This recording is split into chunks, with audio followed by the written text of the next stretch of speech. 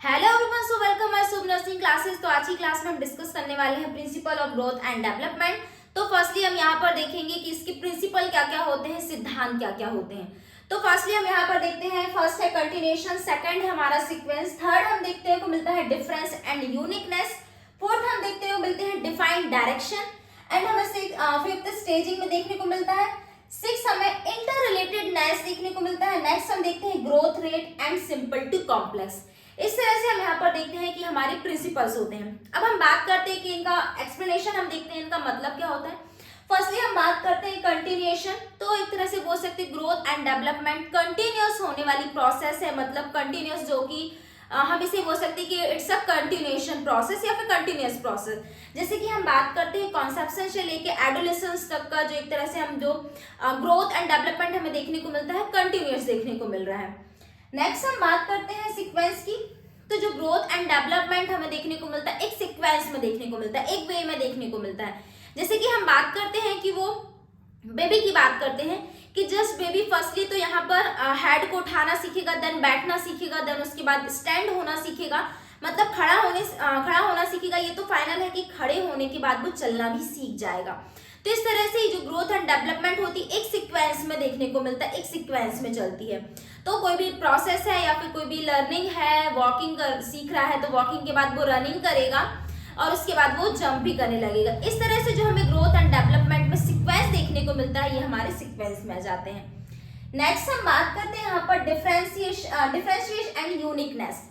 अब हम बात करते हैं जो हमें ग्रोथ एंड डेवलपमेंट देखने को मिलता है, डिफरेंट देखने को मिलता है और यूनिकनेस देखने को मिलता है। सभी बच्चों में हमें डिफरेंट, हम एवरेज रेंज की बात करते हैं कि जो हमने वेट एंड हाइट, ये सारी हमने चीजें देखी थी। तो लेकिन ये एवरेज रेंज है, हम ये नहीं बोल सकते हैं कि अगर एक बच्चा 6 मंथ में बैठना सीख रहा है तो दूसरा बच्चा भी 6 मंथ में बैठना सीख जाएगा। हो सकता है कि वो उसको 9 मंथ लग जाए। तो एक तरह से हो सकता है कि वो जल्दी बैठना सीख जाए या फिर चलना सीख जाए या फिर खड़ा होना सीख जाए। इस तरह से जो ग्रोथ एंड डेवलपमेंट होता है, एक यूनिकनेस देखने को मिलता है या फिर डिफरेंट देखने को मिलता है। तो ये डिपेंड करता है उसकी फैक्टर पर, डिपेंड करता है। कभी कभी उसको माल नरिशमेंट की प्रॉब्लम हो जाती है या फिर कोई अदर प्रॉब्लम के कारण भी देखने को मिल सकता है, या फिर नॉर्मल भी हमें देखने को मिल सकता है कि हो सकता है 6 मंथ एंड 7 मंथ 1 मंथ का यहाँ पर डिफरेंस देखने को मिल जाए। तो ये हमारा हो जाता है यूनिकनेस एंड डिफरेंशिएशन। नेक्स्ट हम बात करते हैं डिफाइंड डायरेक्शन। तो ग्रोथ एंड डेवलपमेंट में हम देखते हैं कि हम डायरेक्शन की बात करते हैं, तो जो हमें ग्रोथ एंड डेवलपमेंट देखने को मिलता है, प्रॉक्सिमल टू डिस्टल एंड सेफेलोक्यूडल देखने को मिलता है। अब हम बात करते हैं सेफेलोक्यूडल की, जो हमें ग्रोथ एंड डेवलपमेंट हमें देखने को मिलता है, हेड टू टो देखने को मिलता है। जैसे कि हम यहाँ पर बात करते हैं कि ये जो हमें ग्रोथ एंड डेवलपमेंट देखने को मिलेगा, हेड टू टो देखने को मिलेगा। जैसे कि हम चिल्ड्रन की बात करते हैं कि चिल्ड्रन सबसे पहले हेड को होल्ड करना सीखेगा, मतलब अपनी गर्दन को संभालना सीखेगा। देन उसके बाद वो धीरे धीरे क्राउइंग पोजीशन में आएगा, सुपाइन पोजीशन से उल्टा होने की कोशिश करेगा। देन उसके बाद वो बैठना सीखेगा। देन इसके बाद वो खड़ा होना सीखेगा और चलना सीखेगा। मतलब इस तरह से हमने देखा कि जो हमें ग्रोथ एंड डेवलपमेंट देखने को मिला, हेड टू टो देखने को मिला, ये हमें सेफेलोक्यूडल के अंदर आ जाता है। तो ये हमारे डायरेक्शन के अंदर आ जाएंगे दोनों तरह के। ये तो हो गया हमारा सेफेलोक्यूडल, जो कि हमें head to toe growth and development देखने को मिलता है। नेक्स्ट हम बात करते हैं प्रॉक्सिमल टू डिस्टल। तो प्रॉक्सिमल टू डिस्टल में हम यहाँ देखते हैं कि जो बेबी की ग्रोथ है, अभी तो हमने हेड टू टो की बात कर ली। नेक्स्ट हम यहाँ देखते हैं कि जो प्रॉक्सिमल टू डिस्टल की बात करते हैं, जैसे कि सेंटर से जो हम यहाँ पर प्रॉक्सिमल हमारा ये एरिया हो गया, सेंटर से डिस्टल, या फिर हम इस तरह से बात कर लेते हैं।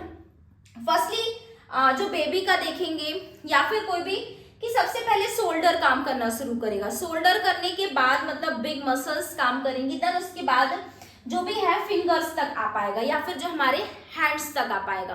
तो प्रॉक्सिमल टू डिस्टल में हम बात करेंगे कि सबसे पहले जो भी ग्रोथ एंड डेवलपमेंट देखने को मिलेगा, सबसे पहले तो वो किसी भी हैंड का यूज करेगा। देन उसके बाद वो जो हमारे फिंगर्स है या फिर पाम है उसका यूज कर पाएगा। तो ये हमारा प्रॉक्सिमल टू डिस्टल हो जाता है। फॉर एग्जाम्पल हम पैरालिसिस पेशेंट की बात करते हैं। यहाँ पर चिल्ड्रंस का अगर आपको समझ में नहीं आता है तो फर्स्टली हम यहाँ पर बात करते हैं, कोई पैरालिसिस होता है, अगर उसको हाथ में पैरालिसिस देखने को मिलता है, तो अगर वो रिकवरी हो रही है उसकी, तो हमें यहाँ पर प्रॉक्सिमल से डिस्टल में देखने को मिलेगा। मतलब पहले तो उसका शोल्डर काम करेगा, पहले उसका शोल्डर उठना शुरू करेगा।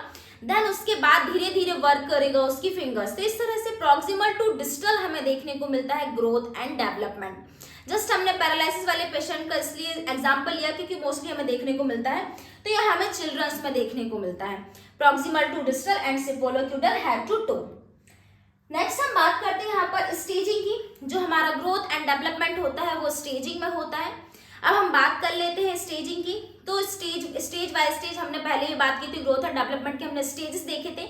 जैसे कि फर्स्ट हमने देखा था प्रीनेटल, पेरीनेटल एंड पोस्टनेटल। तो हमने प्रीनेटल में देखा था कॉन्सेप्शन टू जो एट बर्थ तक का जो प्रोसेस होती है वो प्रीनेटल के अंदर आता है। इस तरह से प्रीनेटल के बाद जो हमारा नेक्स्ट स्टेज होगा वो न्यूनेटल होगा कि बेबी न्यूनेटल स्टेज में आ जाता है। देन उसके बाद इन्फेंसी पीरियड होता है। देन उसके बाद हम देखते हैं यहाँ पर टोडलर के बाद preschool, school age and adolescence. तो इस तरह से जो स्टेजिंग चलती आ रही है या फिर जो हम देखते हैं जो स्टेज हमें देखने को मिलता है ये हमारा स्टेज में आ जाता है कि ग्रोथ एंड डेवलपमेंट हमें स्टेजिंग में देखने को मिलता है। नेक्स्ट हम बात करते हैं इंटर रिलेटेडनेस।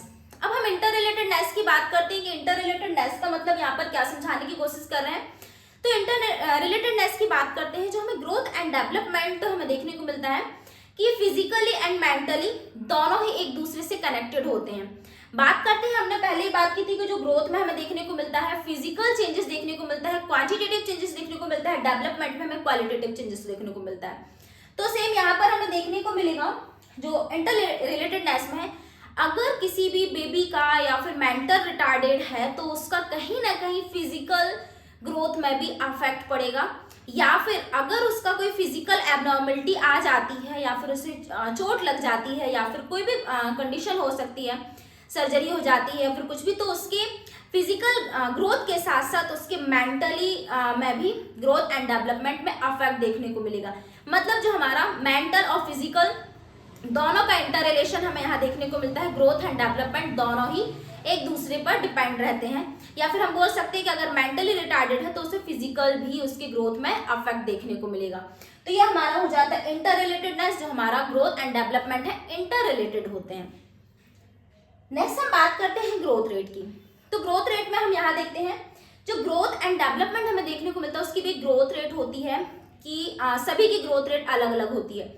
फॉर एग्जाम्पल हम यहाँ बात करते हैं कि जो फीटल, इन्फेंसी और जो प्यूबर्टी एज होती है वहां पर हमें ग्रोथ रैपिडली देखने को मिलती है, या फिर जो ग्रो है हमें रैपिडली चेंजेस देखने को मिलते हैं, जल्दी जल्दी यहाँ पर हमें ग्रोथ देखने को मिलती है। फीटल की बात करें या फिर हम इन्फेंसी की बात करें, इन्फेंटी का जो वेट होता है या फिर जो भी हमें ग्रोथ देखने को मिलता है हमें रैपिडली चेंजेस देखने को मिलता है। एक हम 28 दिन का बेबी देखते हैं या फिर हम 0 डे का या फिर 1 डे का बेबी देखते हैं। 28 दिन में उसमें बहुत सारे चेंजेस आते हैं, जैसे कि हमने हाइट और वेट में भी देखा था। तो नेक्स्ट इसके बाद हम प्यूबर्टी की बात करते हैं। जो प्यूबर्टी में बेबी आता है या फिर एडोलेसेंस जो एज होती है, तो प्यूबर्टी जो हमारे 12 से लेकर जो 18 ईयर का जो एज होता है वहां पर हमें बहुत सारे चेंजेस देखने को मिलते हैं, मतलब रैपिडली ग्रोथ हमें यहाँ पर देखने को मिलता है। तो ये हमारा हो जाता है ग्रोथ रेट में। नेक्स्ट हम बात करते हैं सिंपल टू कॉम्प्लेक्स। जो हमें ग्रोथ एंड डेवलपमेंट देखने को मिलता है सिंपल से कॉम्प्लेक्स देखने को मिलता है।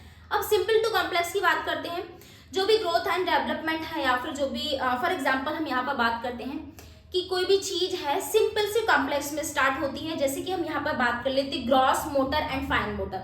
फर्स्टली तो हमें ग्रॉस मोटर और फाइन मोटर का समझना बहुत जरूरी है कि ग्रॉस मोटर क्या होता है एंड फाइन मोटर क्या होता है।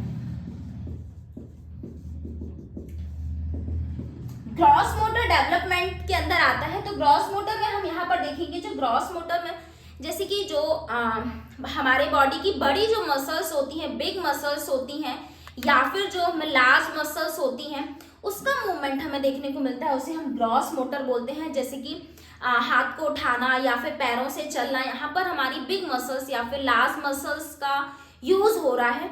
नेक्स्ट हम देखते हैं fine motor. Fine motor development में हमें देखने को मिलता है कि सबसे पहले सिंपल चीजें सीखेगा, पहले वो चीजों को हाथ में उठाना सीखेगा, देन उसके बाद और चलना सीखेगा।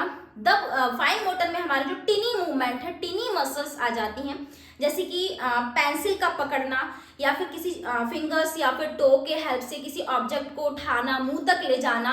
तो यहाँ पर हमारे टिनी मूवमेंट हो रहा है, टिनी मसल्स का यूज हो रहा है, ये हमारे फाइन मोटर में आ जाता है। तो यहाँ पर हम सिंपल में बात कर लेते हैं। सिंपल हमारा ग्रॉस मोटर हो जाएगा, फाइन हमारा हो जाएगा कॉम्प्लेक्स। तो सिंपल से कॉम्प्लेक्स में जो ग्रोथ एंड डेवलपमेंट हमें देखने को मिलता है, तो ये हमारा हो जाता है principle of growth and development. अगर इसमें नोट्स अगर आपको चाहिए हो तो नीचे आपको डिस्क्रिप्शन में एक लिंक मिल जाएगी, उसे आप ओपन करके यहाँ पर इसके नोट्स, सारे नोट्स और बिट पिक्चर आपको यहाँ पर मिल जाएगी। So thank you.